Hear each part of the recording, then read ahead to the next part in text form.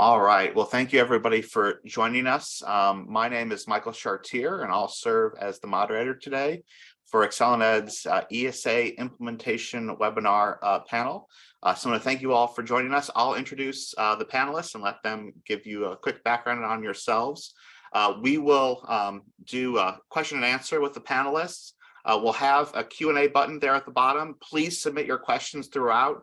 I'll take them, curate them, and then ask them either in the middle of the sessions, or I'll hold on to some of them until the end. We'll just figure out where they fit in the best. But please do ask the questions that you have. That's what we're here for. We want to take the tough questions. So please do that. So here I'll start with Ben DeGrow. Ben is a third of ExcelinEd's opportunity team. I'm one of the other thirds, and I'll let Ben introduce himself. Thank you, Michael. I'm currently the ExcelinEd's Policy Director for Education Choice and working in the area of ESAs and private school choice with many years of background in education policy at the state level, and now pleased to work on this issue at the national level and based in Michigan, but glad to be with everyone today. Thank you, Ben. And Senator Patricia Rucker from West Virginia. Thank you. Yes, very happy to be here today. I represent the eastern part of West Virginia, Jefferson and Berkeley County, and have been a state senator for, I will just be entering my 7th session coming up. I'm halfway through my 2nd term, and I'm very honored to be part of this. Thank you, Senator Rucker. And Kate Baker Demers from New Hampshire. Hi, I'm Kate Baker Demers. I'm the Executive Director of Children's Scholarship Fund here in New Hampshire, and we pioneered our 2 school choice programs, starting our Education Tax Credit Scholarship Program in 2013 and our Education Freedom Account Program in 2021. And we at Children's Scholarship Fund run both those programs in New Hampshire. Thank you, Kate. And my first question will go to Ben. Ben, obviously we're here to talk about ESA implementation. I'm sure most people are familiar with, but could you just give a brief overview about what ESAs are and how they work, and why ExcelinEd decided to write this paper on ESA implementation? Sure, thank you. So, I mean, this is where nearly all the energy is at these days in the area of education choice, education freedom. While ESAs kind of still make up a relatively small portion of the number of students using choice, we think more often of vouchers and tax credits. It is the fastest growing, and it's where all the energy and interest is as far as attempts to create and expand programs. ESAs and microgrants both have, what they have in common is the level of parent flexibility that they build in. And this really makes sense why the energy is there coming out of the COVID pandemic, where a lot of families saw their traditional education systems not serving them well and seeing the possibilities of other kinds of alternatives. And these ESAs really accelerate, jumpstart, and make these things more possible and accessible for families.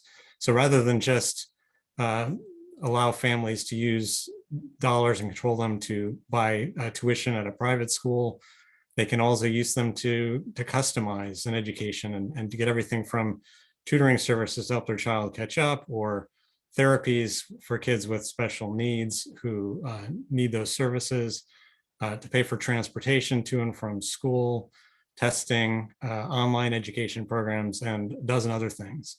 And so ESAs are designed for students in particular who want to opt out of the public school system, and then they can use that money like a voucher, or they can use that money to really just customize, like I said, from the ground up.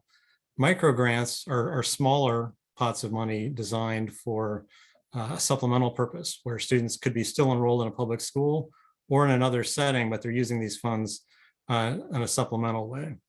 The reason we created our implementation guide and why we're having this seminar today is the challenges that come around putting one of these programs in place are more complicated than the average choice program. And we wanted to make sure that the focus on putting these programs in place is really centered around the needs of the students, and that we're driving these decisions, letting families drive these decisions, and not letting them get too bogged down in bureaucracy. So that's really the the goal and hopefully the theme of one of the things we'll pick up today. It's not just our implementation guide, but our ESA administrator network, of which Kate is a member. And we have the opportunity to gather the best insights and wisdom and best practices from these different programs, help take the lessons that are being learned in these programs. Certainly no ESA program has figured it all out yet, but if we can work toward a process of continuous improvement and speed up that process, it's going to work better for the families and the students who need these services in the long run. Thank you, Ben. Senator Rucker, you at one point had passed the largest ESA program in the nation. I think 93% of all West Virginia families were eligible upon passage, and then after a number of years, it could open up to everyone. Certainly no one person is able to do that all by themselves. Would you talk a little about how you leveraged the coalition around you to both pass your ESA legislation and then also help with the ESA implementation on the back end? I'll be happy to. I definitely could not have done it without a very strong coalition behind me. And I will not list all of them because inevitably I'll leave one out, but they know who they are. And I will tell you that I started very early on. So way before the session began, I would say about the summer, and our session begins in January, I reached out to, I would say, the initial partners and said, this is what I want to do. Let's write the best bill possible. And they found a lawyer and they worked to do what you would say a first draft. Then we gathered and recruited all the other coalition partners that we wanted to be part of it. And that include national voices, those who had a lot more experience with all sorts of school choice programs like ExcelinEd and Ed Choice and those groups. But it also included local partners, getting the private school association involved, getting potential parents who may be interested and had been facing issues. We really tried to get a very diverse group of folks to take a look at the legislation and give their input. So essentially like a big stakeholder group. Once we had a bill that we thought, this is basically it, then we took time to meet in small groups with legislators ahead of the session. And keep in mind, this was an election year. We were all campaigning, but we had like little meetings set up and dinner meetings sometimes where we would present to the legislators what we wanted to do, what the legislation components were, and try to answer those questions. So by the time the session began, at least the majority of those who wanted to get this done understood what we were trying to do and was on the same page. One of the most important things, and you talk about leveraging, having that many people who were on the same page, who understood not just this is what we're trying to do, but why it has to be done this way, why different things were put into the legislation, and so that way they could explain and defend it, really helped. Once the session began, the focus of the coalition could then turn towards the public and making certain the public knew and understood the bill and getting them to get involved and start making calls and emails and support. And so spending that time that we did before the session began really became crucial to its success. Thank you. And Kate, so after people like Senator Rucker pass these bills, they have to be implemented and they ultimately end up in someone like yours lap. How did you get your New Hampshire program up and running so quickly? You only had a short amount of time. Like, what did you do to get going as quickly as you did to start getting money into the hands of families? So like Senator Rucker described they did in West Virginia, we did a lot of planning in advance. So while our bill was moving through the legislature, we did extensive planning and timelining and really imagining every system, because all of those questions came up during the discussion, right? People won't pass a piece of legislation unless they can understand how it will work. And through that process, we developed an extensive implementation plan with a timeline. We knew what the timeline would look like or might look like. In addition, our team is really motivated here and really experienced. And so having a really experienced and motivated team with that extensive planning really helped tremendously. In addition, we're a nonprofit, so we're very agile also. So we had the guidelines, we knew what we needed to implement, but then we were also able to move and maneuver and change when we needed to. So that agility really made it so that we could implement significantly faster. In addition, in our implementation, we leveraged all of our existing systems. Remember, we were already running our tax credit program here in New Hampshire, and we leveraged our existing systems that we were using to scale up to run our education freedom account. So that also made it really fast. In addition, we designed a really parent-centric program. So we already had the parents that worked on the legislation, who got the bill passed, who wanted education freedom accounts to exist in our organization. We already had our existing scholarship families in our organization, and we really leveraged our existing coalition resources and had the parents drive the program into being. Thank you, Kate. Ben, I'm going to go back to you. So we know that not everything is going to be written into legislation, and obviously it shouldn't be, because that bill would be 50,000 pages long. But we know that this is going to get handed over to agencies and others to write rules on ESA implementation. What advice do you have for those agencies that actually have to implement these programs to make them parent-friendly and parent-centric? Well, and thinking about rulemaking for ESAs, these state supervised parent-directed funding accounts that promote choice and opportunity, you have to look at the rulemaking process as an important component. And really, I think there's two things we can talk about. One is the timing of the process, and one is the content of the rules. So to kind of make looking at this proverbially, make the hay while the sun shines, right? As we would advise, there's a lot of moving pieces to assemble when you're creating an ESA program, which means there's also many potential choke points that can happen that can slow getting a program off the ground. So to do the best we can to avoid those choke points, we should work to move these rulemaking process in as much haste as possible. And that could include drafting interim rules to help work through the early stages of implementation. Needless bureaucratic delays can have a negative effect on families who are waiting for the opportunities and the funds that ESAs provide them, and could even give opponents an opportunity to push back in the courts. The faster you can get a program up and running, the harder it can be for those opponent tactics to be successful.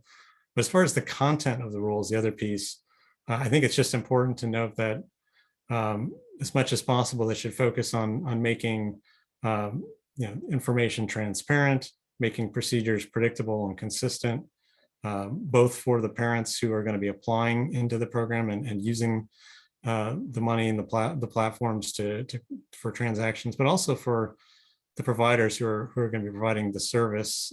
So keeping the focus on customer service and parent-friendly, things like reducing the barriers to entry and reducing the friction points wherever possible, so it's relatively easy for families to apply, to see when the deadlines are, and hopefully as few deadlines as possible, so there's easy entry points.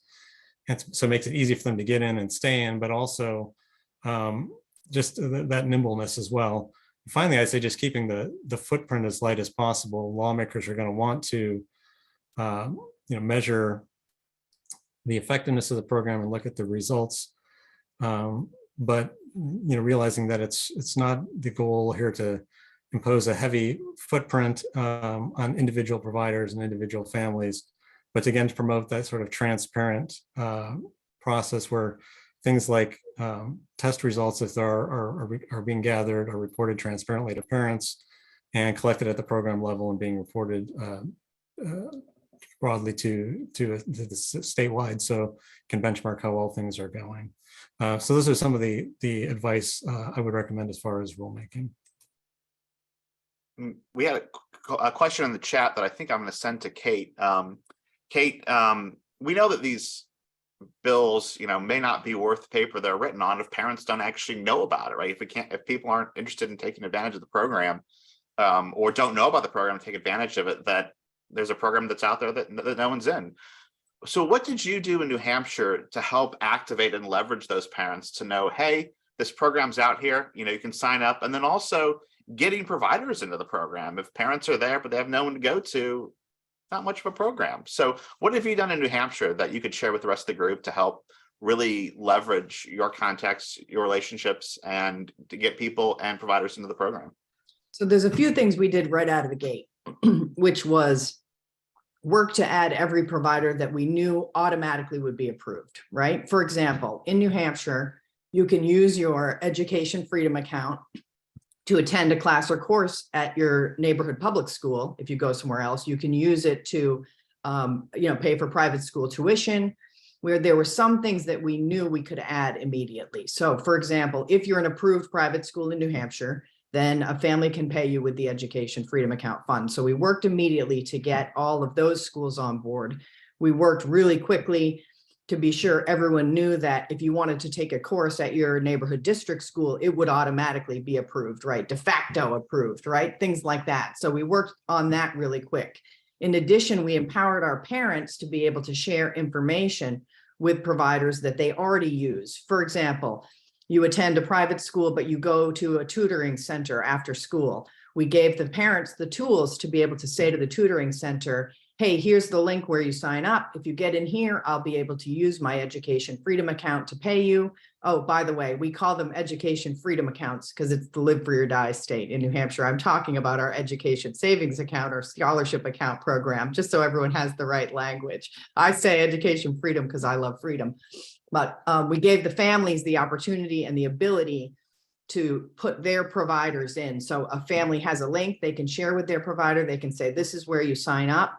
And my team I have a dedicated people on the team who work to turn those provider applications around as quickly as we possibly can to get the providers in. In addition, we have 2 employees whose job is program and outreach. One of them is really focused on community outreach and spends time visiting, boys and girls clubs, community organizations to make sure that they know that they could be participating. Most of our providers in the program have been driven in by the families that want to use them as a service. There's many times they do need our help, sometimes explaining the program to the providers so that they understand how it works. And we have staff to do that also. So the other piece, though, that we didn't do ourselves at Children's Scholarship Fund is we did have organizations at the national level come here and do some marketing type campaigns around the Education Freedom account to make sure that the word got out. We also did get support for our outreach coordinator from EdChoice, and that was very generous of them to help us by sponsoring that position here. And so it has been everybody, all hands on deck. And again, that responsiveness to the parent and their needs in educating their child is really our top priority. Thank you, Kate.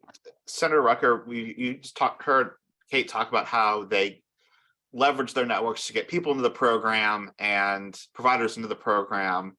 When someone writes the story of West Virginia and the ESA there's going to be a chapter titled Injunction. We know that we're going to get sued. We know that we're going to get tied up in the courts for some length of time, depending on the state, right? Some of them, Indiana, for example, isn't going to do that. But most new states are going to get tied up into the court in some form or fashion. What advice do you have for administrators on the front end, having lived through this? What advice do you have for administrators on the front end to make these programs as robust and bulletproof as possible regarding implementation? Well, thank you so much for that question. Yes, unfortunately, everyone has pretty much heard what West Virginia had to go through. And it is unfortunate that opponents of school choice, when they can't win at the ballot box, decide to go to the courts to try to get their way. But I will tell you that we expected to be sued from the very beginning. Drafting the legislation, we were extremely careful. We had plenty of lawyers taking a look and going through it with the view of this is going to be challenged. how can we defend this? Is this going to be, going to stand up?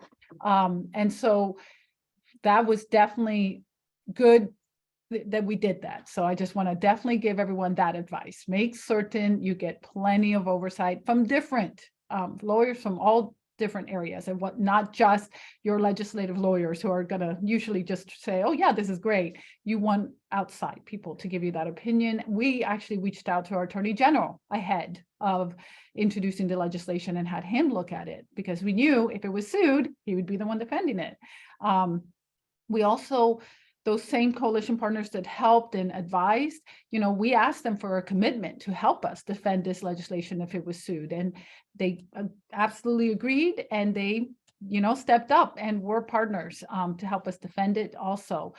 But I will tell you that one of the most important things, I think, is to make certain that you are understanding your constitution and your state code, and to make sure that it does fit in that framework. It's got to. You will be asked those questions, and you have to be able to explain that, yes, it does. It is constitutional. It is legitimate law. And it helps, of course, if you have everyone on the same page. And I know I said that already, but I'm going to say it again. Having consistency in your messaging is absolutely proved essential. When it was sued, they could not pick up apart what we had done, because, well, wait a second, this one legislator in this one committee said something completely different from what you're saying. We were on the same page. We knew why we did what we did. And one last bit of advice, because it was universal ESA, I think, is easier to defend than the ones that are just helping a small group of people. So I'm definitely a fan of the universal idea and having school choice for everyone for that, additional reason. It actually makes it much easier to defend in court. Senator Rucker, I wanted to follow up on that. So when the injunction came down, you obviously had parents that were interested in the program, that were either had signed up or in the process of signing up. How did you communicate, you or other groups out there, how did you communicate with those folks and let them know what was happening, why it was happening, and what they could do to help, make their way through this process while the injunction was put into place?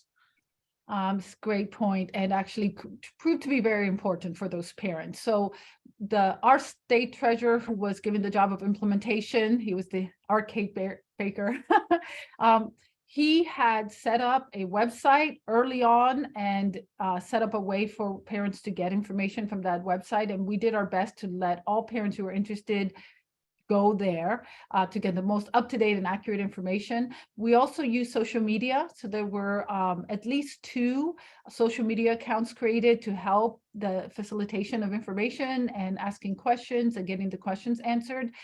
Really glad that we started early and had all that in place. Once the injunction happened, of course, an injunction, for those who don't know, puts a pause on everything. And because of the way that they put the injunction, our state treasurer, our state attorney general, our state legislature, we were not allowed to do anything. So if we hadn't had things existing in place for parents to be able to communicate, we would not have been able to create that portal during that injunction. So clearly having those modes of communication in places where parents could get their questions answered really was very important. Thank you. And Ben, I'm gonna come back to you for a second. So, well, obviously people like Senator Rucker and the legislature set eligibility and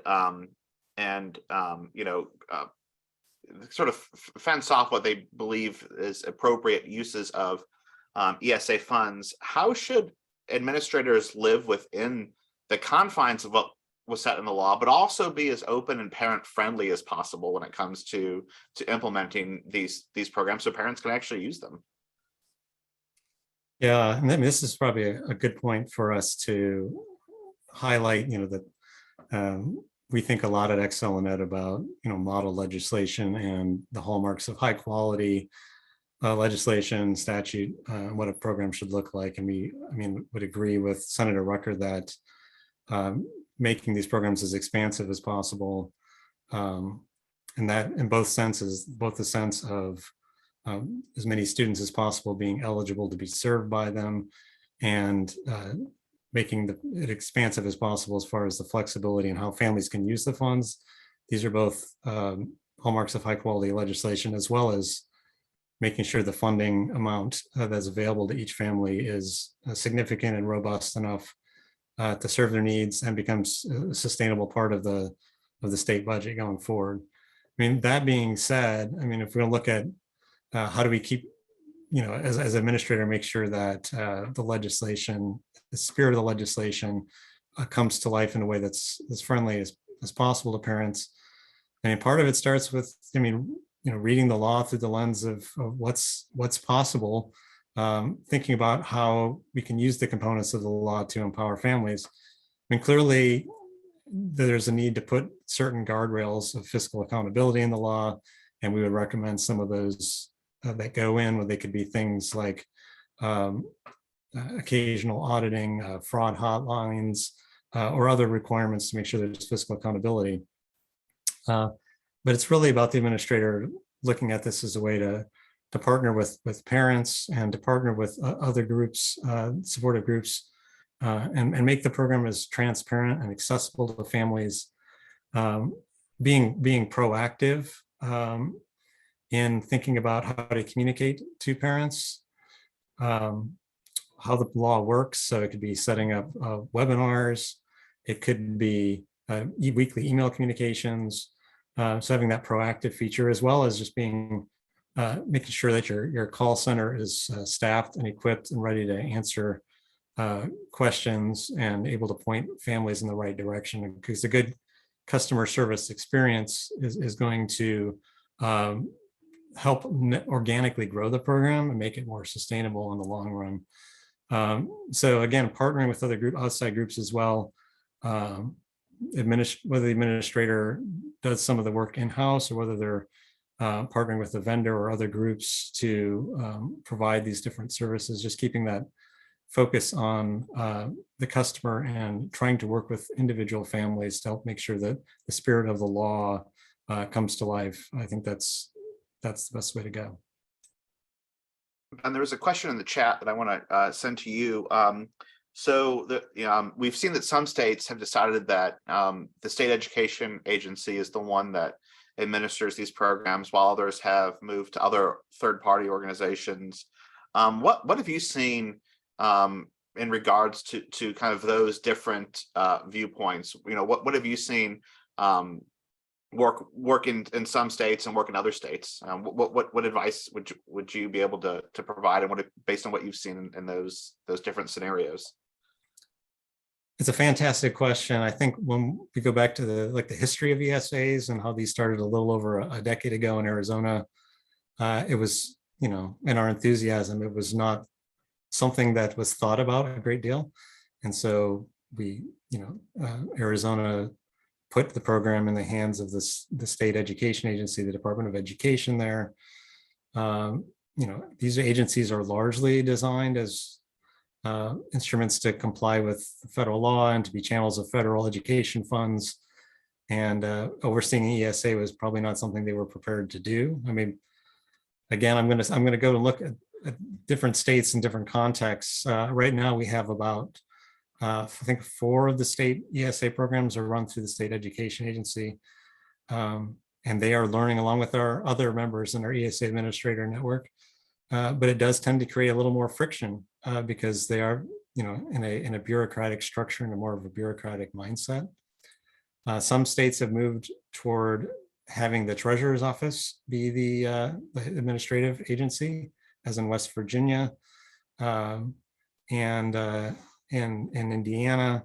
But I think there's a lot to be said for the nimbleness and just the ability to work quickly and effectively. And I guess at the point to Kate, I want to say what they're doing there and what they're doing in Florida as well, with Step Up for Students, a nonprofit agency. If states can pull it off, there's a lot to be said for giving that administrative oversight to a partner nonprofit organization that has some competency in working in this area.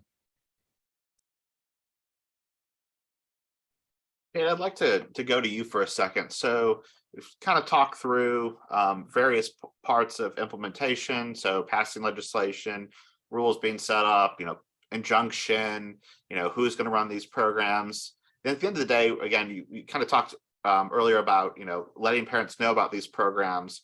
You're going to get phone calls from parents that have questions. How do I do this? What's the best for my child? How would you tell the others on this webinar about how you've helped parents and how you've seen that work well, and what lessons you've learned from other states that you've brought to New Hampshire to help parents navigate this ESA system? Well, there's two types of learning, remember, that the parents need to do to be able to fully utilize the programs. First, there's the logistics of it, right? They have to learn the mechanism of using it. So for example, they have to learn kind of like, where are the lines in the program? Our eligibility for what you can use the money for in New Hampshire is very broad. One of the categories is textbooks, curriculum, supplemental materials, and instructional and supplemental materials, right? Like, for example, what does that mean, right? So a parent has to learn the logistics of the program. What does that mean? What qualifies in that category? And then in essence, right, where do they find those types of materials that will qualify? In addition, they have to learn that it's not a family account, right? The account is for the child. So the Education Freedom account is for the named child on the account. So if you want to do something with your Education Freedom account that might be multi-use, you can get into a challenge there, right? So the family has to understand the policy. They have to understand the logistics. They have to understand the categories and really be able to say to themselves, what's an instructional material? So I teach them this way, and I'll just give you one simple illustration. If you're going to take violin lessons, the books and the teacher are providing your curriculum, okay? The violin is the instructional material that you need to do the lessons and the violin curriculum. You can't do violin without the violin, right? You need the material.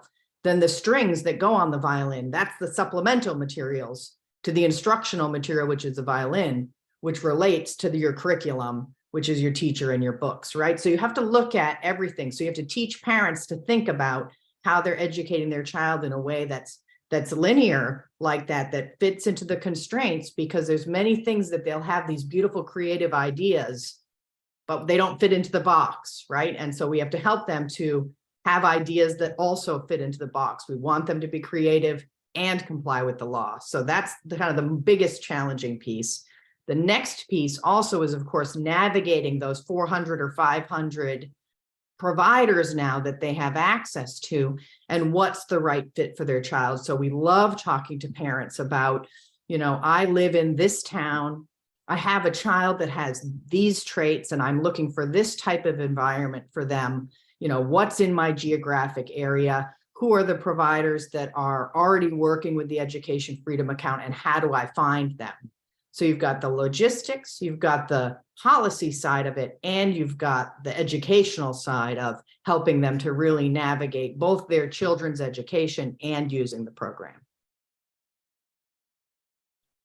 Thank you, Kate. Senator Rucker, I'm going to go to you. We've got two questions in the chat that I'm going to kind of combine into one for you.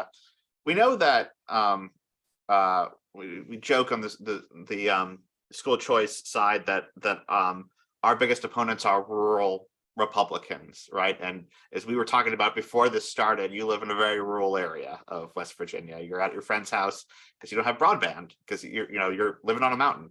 How were you able to keep rural Republicans from bolting and fighting against the ESA legislation? How were you able to keep them in your coalition to vote for this? And then secondly, how were you able to defeat the arguments that the government will now interfere with the curriculum of private schools and private providers, and that these schools now will come under the dome of the education organizations, education agencies? Well, you hit on the two key and most, I guess you'd say, prevailing arguments made over and over and over again. So in terms of the rural, and this is where, again, I just love to discuss this. So thank you, those of you who asked these questions. terms of the rural areas, there is such a fear because rural areas tend to be low population centers, and the local schools not only are the main provider of jobs, it's also kind of like the whole community is, basically surrounded by that school, loves the school, usually supports the schools, and they just don't want to see the local schools suffer at all. So there's several things that I pointed out to folks when this was brought up. So one is, in the local and rural areas, usually those are not the areas where parents are greatly dissatisfied. So an ESA program, a choice, school choice, usually you do not see a huge number of parents leaving the rural local schools because they are satisfied and happy. And the demonstration of Indiana and Arizona, who have had ESAs for the longest amount of time, will show you that even after many years of having choice, you still have 2, 3, and at the most 4% of the student population choosing something other than the local public schools. So folks need to understand that, that big boogeyman of, oh my goodness, the schools are going to be defunded, it's just not a reality. And when it comes to the local school districts, those are the areas that have the hardest time providing the needs of the two extremes of the spectrum, the really, really high functioning, gifted and talented, exceptional students who want Mandarin, or very high level courses that is very difficult for that rural school to be able to provide because they don't have the funding, they don't have the choices, and that many educational opportunities. And also the kids at the other end of the spectrum, the ones who are really unique in their needs, have severe issues, special needs, kind of, unique problems that make a classroom of 30 students really difficult for them. And they're not getting their needs met at the rural school, not because the rural school doesn't want to, but just because it is so difficult in the very limited capacities they have. So when you provide choice to people in the rural areas, what you're really doing, you're alleviating the pressure on the local rural school that cannot possibly fulfill the needs of those, two ends of the spectrum, those really unique needs. By relieving that from the local school, you're actually helping that school be able to focus on the students that they can help. And you're, again, prioritizing the kids, which is what we should be doing, I believe, as legislators and education partners. The kids are the most important. If they're being failed, we need to help them find what they do need. In terms of the second choice, or the second argument, I guess you would say. So I must tell you, and now I'm like a little distracted because I was so focused on rural. Sorry, Michael. So the second one was about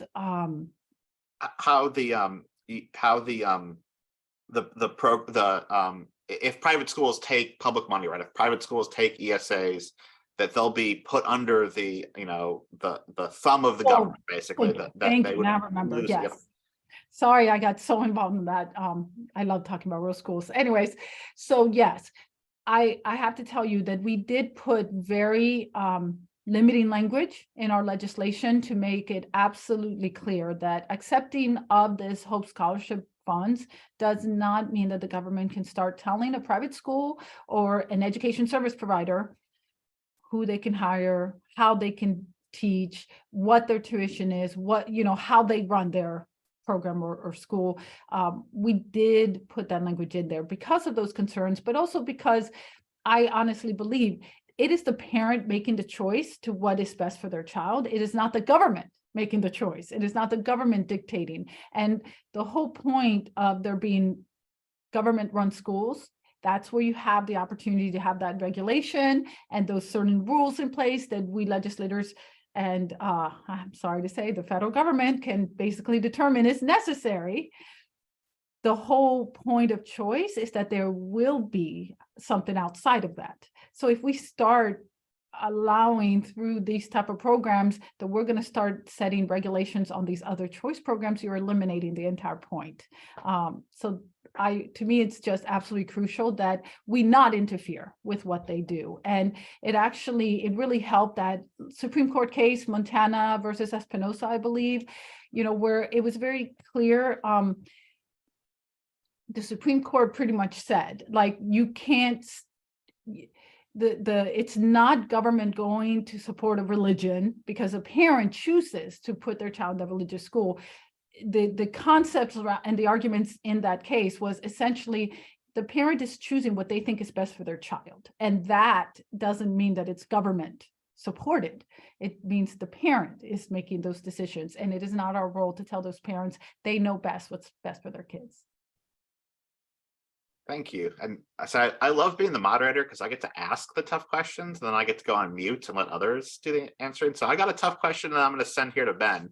And this comes from the chat. So Ben, what recommendation would you have for states that are looking to pass and start an ESA program?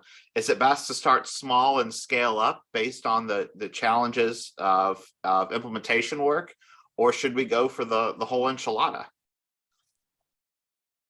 Yeah, thank you for passing along the tough question. I'm gonna say that it's helpful to think through a few things, first of all, and whether we're looking at this from a political perspective or an administrative perspective. So first, from the political side, I think a lot of the reason why these programs have historically, choice programs in general, have historically started off small with limited eligibility or otherwise, constrained in the amount of funding or whatever, is because the fear that they might upset, the wrong people. But I think some groups like EdChoice have done some interesting research to show that if you create a tiny pilot program or you create a statewide universal program like West Virginia did from scratch, you're going to upset the same opposition. They're going to say the same angry, nasty things about you.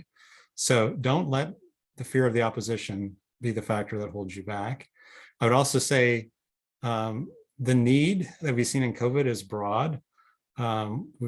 Yes, the need is greatest usually in the communities with the choice programs tend to be targeted toward, which are students with disabilities or students from low-income at-risk backgrounds. And we want to serve them absolutely and give them opportunity. But a more expansive eligibility, a more expansive program in the long run is going to create a constituency of more parents who are active voices in your corner. That being said, it may not necessarily be easy to push for the whole enchilada at once. The goal should be to make this, you're asking legislators like Senator Rucker, maybe not like Senator Rucker, who's a champion for the issue, but legislators who are more on the fence to make a tough vote. So give them as few tough votes as possible. You can create a program that's not universal in the beginning, but can create triggers or escalators or things that enable the program to expand the amount of funding or the amount of students eligible if certain benchmarks are met. So that way it'll unfold more organically and give you time to implement program and administer. So I think that might be the happy medium for some states to consider. And I would also just say, especially as you're administering, think not just about the administrator, but your coalition and your partner groups, and take account of the assets you have, the human assets, the parent advocates, as well as the political support and everything else, and aim toward as broad and bold a program as you can, and one that's going to be sustainable over time. Thank you, Ben. So I'm taking a little moderator prerogative here, and I see that Ron Mattis has asked a question that I'm going to throw to Kate here in a second. But I do want to point out to everyone that he has authored a great piece in Florida about teachers that have started their own education services or offered schooling and that sort of a thing. So everyone should check out Ron's piece. I think it's one of the great things that we always talk about, how choice can lead to choices for teachers as well, but we haven't had a lot to talk about. And I want to just really say that I appreciate Ron's piece to give us a little bit more ammunition to say, look, teachers are actually taking advantage of these programs and providing education services for their students and teaching the way that they feel is best for them. But to his question, going to you, Kate, so how would you characterize the news media coverage of the ESA program in your states? And if it's been negative, how have you combated that to get your message out? So I think one, anytime you have a new idea, right, there's a learning curve for everyone, right? Journalists included, as much as the parents have a learning curve, members of the media have a learning curve. So we've had to spend time explaining to people what it is. For example, I've noticed that in my particular state, a couple of journalists that I know personally and are starting to understand the program still will say it's money for private school. And in the education freedom account, what you can use it for is well beyond, paying tuition at a private school. For example, we have some families even choosing to use our education freedom accounts to go to a different district's public school full time. And so that's a nuanced kind of discussion where it takes time for people to learn that the education freedom account is a multi-use account that's intended for really the unbundling of services, right? And so it's hard to encapsulate that in, one or two lines of a piece that, you might be writing, oh, there's more kids in it than there were kids before.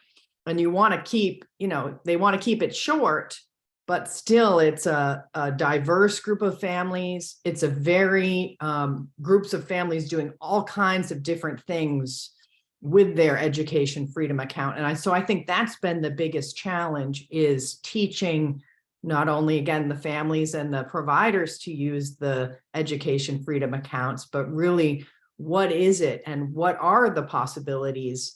And what does that mean, and how can they talk about it in a way that is concise, but also really encapsulates what it is? So that's what I've noticed here in New Hampshire.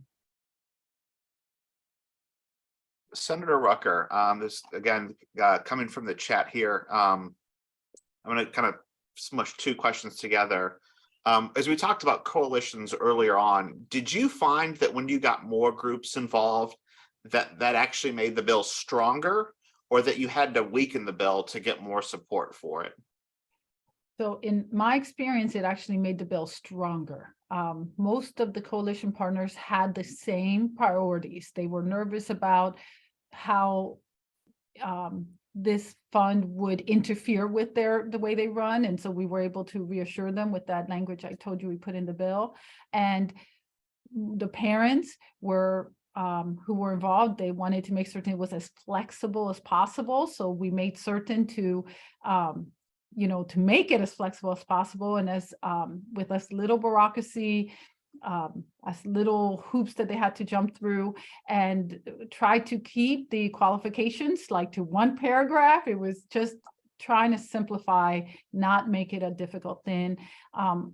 I don't know if this is the appropriate time to say this, but one of the things I'm most proud of in our bill was that we put in a parent review board that involves the state treasurer, state auditor, and some people from the, I guess you would say, the bureaucracy, but it would be a way for, if something that we did not conceive of yet, something that hasn't been created yet in the educational space, could be approved without us having to pass legislation to add it to the list. So that was really important to me. One of the things I definitely did not want to do, I did not want to have a battle over this year after year after year in the legislative sessions. So I wanted to make it kind of something that would be able to expand without having to come back to the legislation necessarily. So that parent review board, I think, was a key component to satisfy a lot of the coalition partners, because they knew that there would be a way that they could say, hey, what about this? And can we include this in the process and in the discussion? And it would be a way for them to be there. But no, it grew in coalition support, but we didn't have to actually water or compromise anything down with that growth. So that was a really good thing. It means that we did a good job with the original group. They represented the groups well.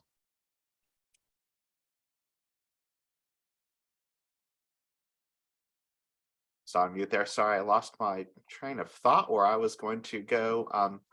Ben, yes, sorry. Ben, I got a question here in the chat. What kind of transparency should be available to parents? And should states have a dashboard or some kind of tool that parents can use to compare their education providers out there?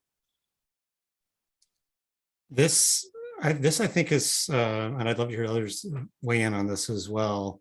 I mean, I think generally, if we're aiming for transparency in an ESA program, we want to see transparency in terms of information of how, first of all, how other parents are, their thoughts and feedback on providers and experience with them. So if you're looking for those digital platforms that facilitate the transactions and the payments for ESAs, also incorporating a feature that allows a parent feedback mechanism where parents are able to see. It's, the 21st century version of word of mouth.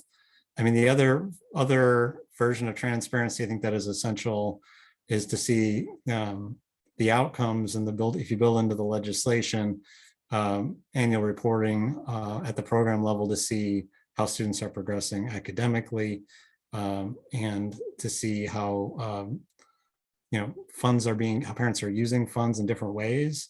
I think those are the essential components of transparency. And I'd love to hear what others think could be incorporated in an effective program.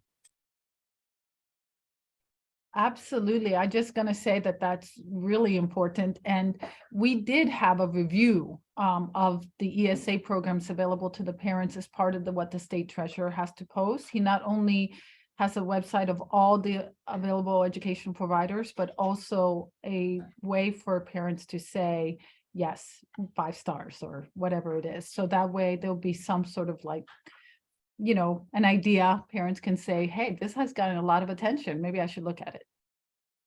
And I heard something at one of the Education Savings Account Administrator Network sessions that you guys did in Texas. I thought that was really interesting. In their micro grant program, when a family gets to $1,000 of expenditures through their digital wallet, that's when they survey the family to get feedback on how the program is serving them and their experience with it. And I thought that was a really insightful place in the process to survey a family, because they've been using their program a little bit. They're starting to get some experience in it. And so getting their feedback after they've had some experience using the program really does make a lot of sense for continuous improvement. I think definitely, being able to report the expenses out, these programs are an opportunity to see how the education funding is being spent at a whole different level, right? Usually you would look at a state budget for education expenditures and you would see like, we paid all these buildings, right? Now in a program like this, you can see, families are using this amount for tuition, and then they are using this amount for technology. Something I found really interesting in the beginning of this implementation process was realizing how under technology low-income families were, right? Kind of from my, middle-income Volkswagen Passat driving lady place, I didn't realize that there were so many people that didn't have a Chromebook or an iPad or a computer to work on. Families were so thrilled that it, in some cases, was the first time that their child had their own device, right? They had been sharing devices in families. And so sharing that type of information with the legislature and the state that this is a real need that we're seeing, I think will even help them to understand how to better use and direct education funding more broadly. Thank you, Kate. And I'm going to post Ron's piece in the chat here. Many people contributed to that as well. I should say it wasn't just Ron. Many people contributed to that as well. He was the one that triggered my memory. So we've got a few more minutes left, so I'm going to try to get through a couple of these as quickly as possible. Senator Rucker, would you talk very briefly about what fiscal and academic accountability looks like in West Virginia for the Hope Scholarship? Okay, so I'm going to do the academic first because it's easier. The academic oversight is once a year assessment of some kind, needs to be turned into the local school system for them to essentially keep track. Yep, the child is on progress, making progress. We didn't put like they have to have this grade level, they have to do this particular test. It's totally up to the parent and what they choose to do, but just once a year, essentially checking in, making certain they're progressing, their child's progressing from wherever they are to the next level. And then the fiscal responsibility. So our system was funded. We open up the account.